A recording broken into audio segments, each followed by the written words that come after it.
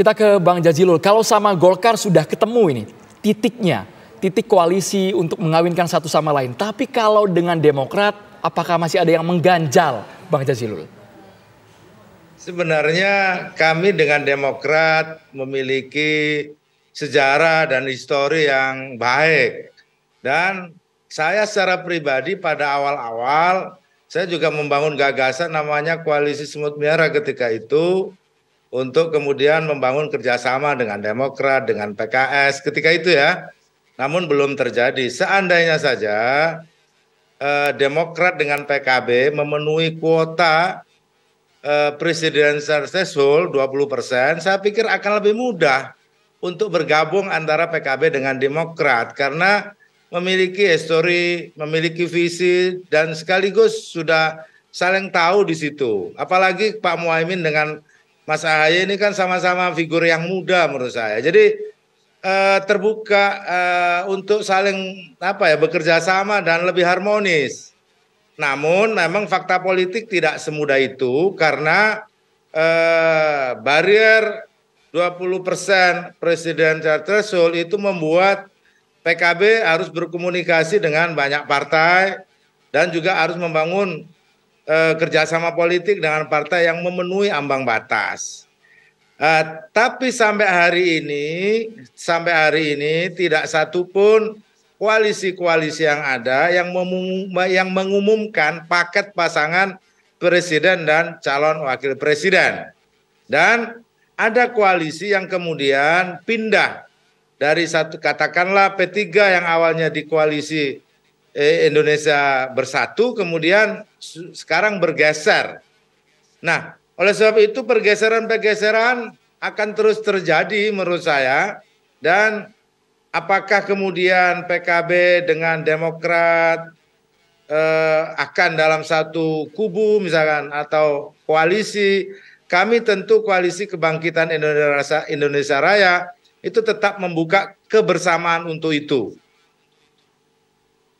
Tapi begini, untuk koalisi yang mungkin saja terjadi, kita bicaralah soal koalisi besar yang mungkin saja bisa terbentuk begitu ya. Apakah ini nanti akan mendukung dari pihak Prabowo sesuai dengan koalisi yang saat ini dibentuk oleh PKB bersama dengan Gerindra, atau mungkin jangan-jangan bisa juga lompat ke pihak yang lain seperti yang dilakukan oleh P3, Bang Jazilul? Ya, koalisi besar itu baru bersifat gagasan ya. Baru wacana yang disampaikan oleh Partai Golkar atau ketika pertemuan di rumah PAN. Namun sampai hari ini ketika koalisi besar itu mulai diwacanakan, ternyata di tengah-tengah itu secara mengejutkan PDIP mengumumkan calon presidennya Pak Ganjar Pranowo. Apakah koalisi besar ini masih relevan atau tidak? Bagi PKB atau saya secara pribadi agak rumit untuk membangun koalisi besar secara cepat melihat fakta yang ada. Akan lebih baik gagasan koalisi besar itu diwujudkan pada visi kebersamaan. Maksud saya mungkin saja partai-partai koalisi itu terbangun, namun visinya tetap sama, ingin membesarkan Indonesia, ingin memajukan Indonesia. Tapi kalau koalisi besar yang hendak dibangun dengan partai-partai yang lain, seperti gagasan awal, waktu di rumah PAN, ternyata sudah ada partai yang tidak bareng di situ kan.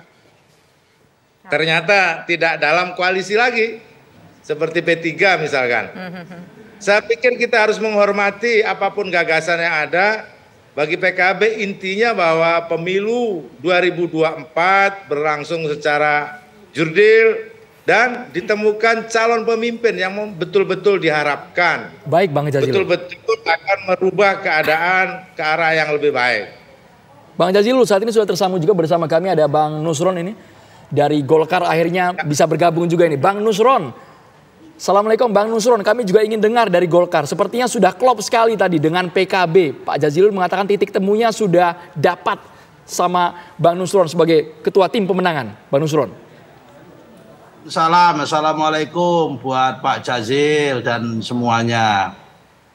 Ya, prinsipnya kita dengan PKB oke. sangat oke. Karena koalisi Golkar, kebersamaan Golkar sama PKB itu pasti adalah kebersamaan sesama partai nasionalis dengan partai religius. Kita tahu PKB itu punya akar Nahdlatul Ulama yang kuat, sementara di dalam Golkar punya akar nasional, pemilih nasionalis yang sangat kuat juga. Sehingga ini adalah saling komplementer.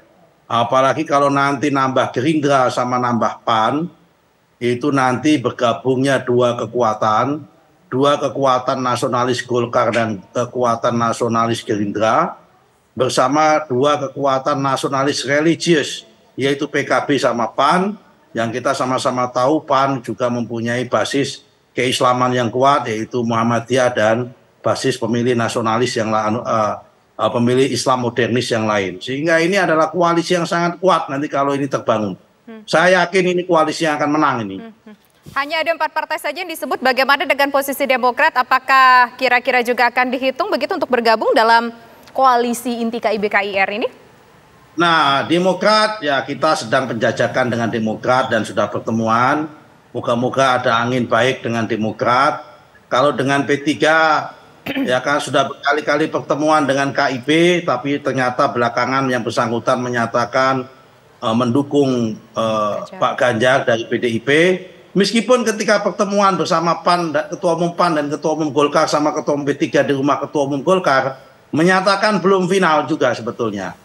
Nah, tinggal kita tunggu, namanya politik pasti sangat dinamis. Tetapi yang paling penting tadi saya menggarisbawahi apa tadi yang disampaikan oleh Pak Jazilul Fawait sangat tepat, bahwa kita ingin membangun poros alternatif yang tidak terpolarisasi, politik polarisasi dan fragmentasi yang sangat tajam pada pemilu tahun 2019 sama pemilu tahun 2014 itu sudah mewarnai politik Indonesia dan cukup kita rasakan, dan jangan dilanjutkan pola-pola semacam itu. Karena itu nanti kalau koalisi ini bersatu, tidak ada kadrun, tidak ada cebong, tidak ada apalagi namanya kampret. Semua ini adalah bersatu masyarakat Indonesia semua untuk membangun bangsa Indonesia semua. Dan saya yakin, saya kira bisa. Kalau perkara siapa nanti presidennya, siapa wakil presidennya, saya yakin nanti di antara para ketua umum itu akan arif dan bijaksana mengambil keputusan. Kalau saya yakin di antara kita-kita ini, saya, kemudian Pak Jazilul Fawait pasti tidak bisa menjawab kalau ditanya soal itu. Biarkan itu menjadi hak prerogatifnya ketua umum masing-masing untuk menentukan mana yang terbaik untuk diputuskan. Baik, Bang Nusron, kami dengar juga kalau melihat pernyataan Anda ini sinyalnya sangat kuat sekali antara KIR dan juga KIB akan melebur. Dan meleburnya KIR dan juga KIB ini kabarnya sudah mendapat restu dari Joko Widodo. Sesaat lagi ditanggapi Bapak-Bapak, kita dengarkan terlebih dahulu kumandang azan maghrib untuk wilayah DKI Jakarta dan sekitarnya berikut ini.